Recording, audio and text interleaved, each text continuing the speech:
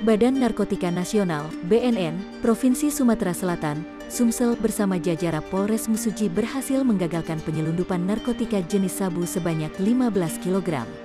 Penangkapan tersebut terjadi di eksit tol Simpang Pematang, Kecamatan Simpang Pematang, Kabupaten Mesuji, Sabtu, tanggal 29 Januari tahun 2022, sore hari.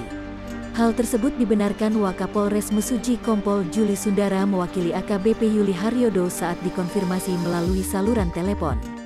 "Benar, kami telah berhasil mengamankan tersangka beserta barang bukti," ujarnya.